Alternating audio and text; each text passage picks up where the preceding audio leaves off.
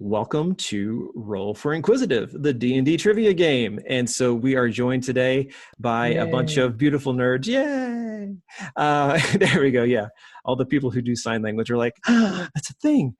So we've got Abby, we've got Jack, we've got another Jason, we've got Jesse, we've got Jose, Lance, Matt, Rayce, and Shaq, who is calling all the way from Israel. It's 4 a.m. where he is. And that's just dedication for nerdery. So every question is worth 1,000 points. You have 20 seconds to ring in. The faster you ring in, the more points you'll get. You'll be able to see who's in the lead after every single question. And there are 10 questions tonight. There are 3 categories. The first category is rules. These are D&D 5th edition rules. The second category is monsters.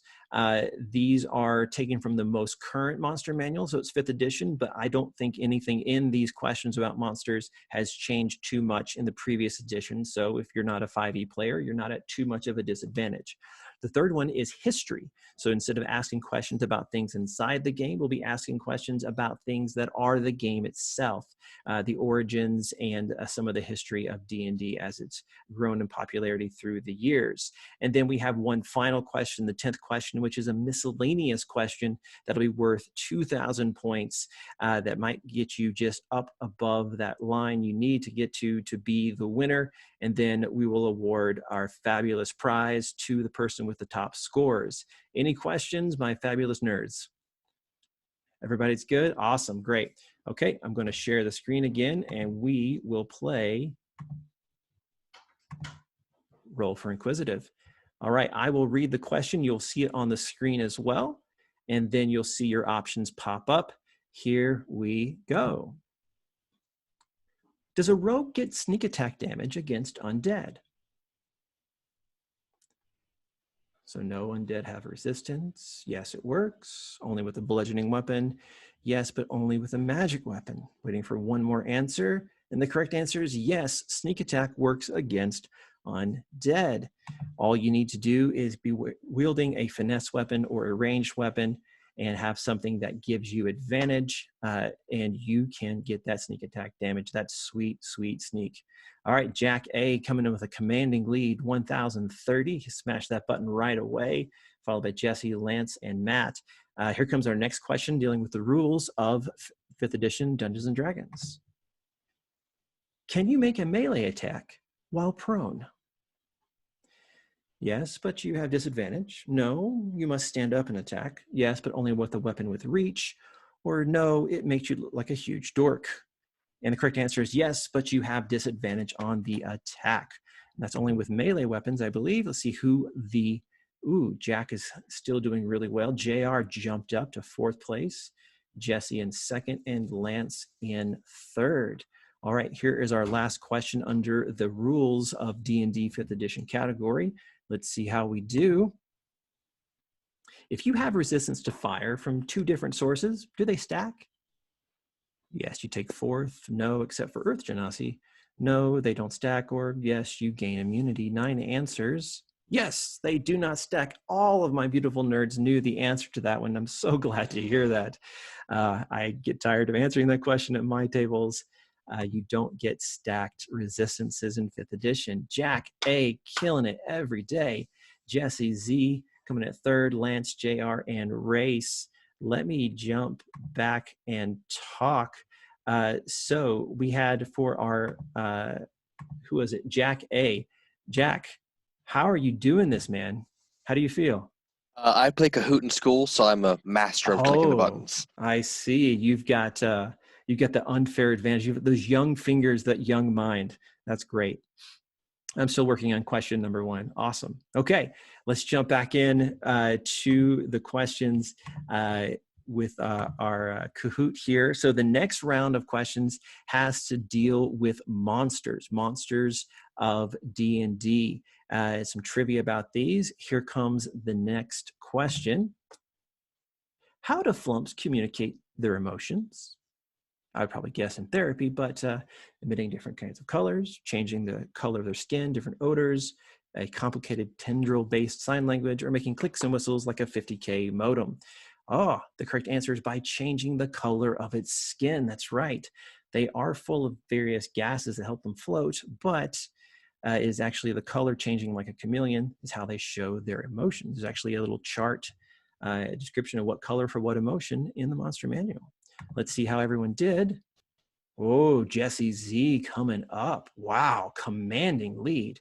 Jesse Z with 4,694. Lance coming in second, and Rayce is the highest answer streak of 5. You've got every single one right. That's great. And that 5th question was our test question, which I probably won't show here on the video. All right, let's see our next question for Monsters of D&D. How tall is a Tarrasque? How tall is a Tarrasque? 50 feet, 70 feet, 100 feet, or 1,000 feet? Ooh, wow. A lot of diversity in this one. 50 feet. The Tarrasque is 50 feet tall and 70 feet long, at least as of 5th edition Monster Manual. Let's see how everyone did. I think we only had one right answer there. Oh, wow. Look at that. So I really want to give out a shout out to Dingle Doodle, who does the Fool's Gold campaign thing, the animated thing, because her whole storyline started with unleashing a Tarrasque, and by singing karaoke and misfiring a very simple spell and casting a 50-foot radius dispel magic and unleashing a Tarrasque on a city, and that's how I know the height of the Tarrasque. You never know when that random trivia is going to come in handy, guys. You never know. That's awesome. So, Shaq, you got that one right, it looks like, but it wasn't enough to put you in the top 5. So let's see how it goes. We have one more question in our monster category. Let's see how it goes. How do Githyanki reproduce? Githyanki are these yellow-skinned, no-nose guys from the astral plane. Live birth, eggs, mitosis, that's cell division, or implanting tadpoles in others. 9 answers, one more. Ooh, by eggs. They lay eggs, you guys. It threw me for a loop when I discovered that. They love to fight their hated foes, the illithids in the astral plane, but they will come to the prime material to lay eggs and raise young and train them up to be warriors in their never-ending fight against the mind flayers. Let's see how we did. Oh, a big jump. Jason M taking a lead with 5,152 points. Jesse Z and Lance coming in for 2nd and 3rd, with Rayce and JR trailing for 4th and 5th place. Jason M, how's it going, man? How are you feeling? Feeling very lucky right now. Yeah. Did you know that? Which one were you surprised that you knew the answer to? The Githyanki one. Yeah. So you've read that listing in the Monster Manual, huh? Yeah. Nice. Very good. All right, let's get back into it. We've got one more category to do, and this is history of D&D. History of D&D, some questions about the game itself as opposed to things inside the game. Let's go see our first question. All the dice used in D&D are platonic solids with equal angles, except which? The D4, the D10, D12, or D20? Platonic solids. Platonic solids. 2 more answers, 10 seconds left.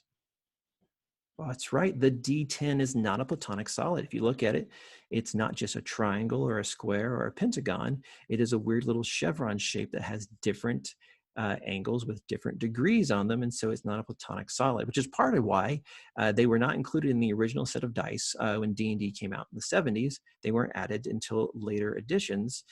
People just used a weirdly numbered D20 that went 0 to 9 2 times. So that's kind of fun. Shout out to Vsauce for the correct answer on that one. Yes, Vsauce is great. Yeah, I love Vsauce. Jesse Z coming back, 5,600. Lance, and then Shaq. Oh, Shaq, you're climbing, man, climbing. Shaq has a streak with 5 correct answers in a row. All right, last question. Second question for our history of D&D. Let's get to it. Who are the co-creators of Dungeons & Dragons? Hopefully this is a whiff, an easy one. Gary Gygax and Dave Arneson, Ed Greenwood and Dave Arneson, Jeff Grubb and Ed Greenwood and Gary Gygax. 8 answers, 2 more to go. 7 seconds. Yes, Gary Gygax and Dave Arneson. 7 of you got it right. Let's see how we did. Whoa, Shaq coming from nowhere. Excellent. 6,897 points. Lance and Jesse Z in second and third. Yes, co-creators of D&D from Michigan and from Minnesota, respectfully. Okay, we got one more question here in this category. Let's see how we do. What does TSR stand for? TSR, originally publishers of D&D. What does TSR stand for? Tactical series rules, tactical series role playing, tactical studies rules, or 10 special rules? One more answer to go, 7 seconds. There we go. Tactical studies rules. Yes, it originally was focused on wargaming, and so it was called Tactical Studies Rules. But a lot of articles about them back in the 80s got the name wrong every single time. Let's see how we're doing. Who's in the lead? Oh, wow. Unchained. Shaq is blowing up 8,270 points. Lance, Jesse Z, Jason M, and Jack A. Wow. Excellent job. Shaq, how are you feeling? You can keep that lead? I'm really happy with this. I came down all the way from 11th place with the 5E rules, which I am very bad at, apparently. And I was actually really sure I got that one wrong. But apparently I didn't. You did right. You trusted your gut. Okay, guys, we have one question left. It is worth 2,000 points. So I think almost anyone can still win this. Remember, the fastest you you ring that button, you push that button, the more points you're going to get out of that 2,000. So let's jump back in. Yeah, no pressure at all. Let's see how we're doing. This one is worth 2,000 points. Final question, miscellaneous category. This question, I'll give you a hint, is about Chris Perkins. Lead story designer Chris Perkins has had a lot of unusual jobs over the years, except which one? English teacher, editor of Dungeon Magazine, MMA fighter, or animal trainer? Wow, you guys went quick. Animal trainer is the correct answer, which by extension means that he was an MMA fighter, the editor and also early contributor to Dungeon Magazine, and an English teacher. He recently put in a tweet that the most expensive thing he ever bought was fixing a tooth he got torn out or damaged in some way during an MMA fight, to the shock of literally everyone. Let's see who our winners are. Third place, Jesse Z. Good job, Jesse. Second place, Lance. Excellent. 9,000 points. First place, drumroll please, Shaq. Coming out of nowhere. If I was a betting man, I would have lost. The runners up in fourth and fifth place, Matt and Jason M. Hey, great job, everyone. Congratulations, Shaq. Good job.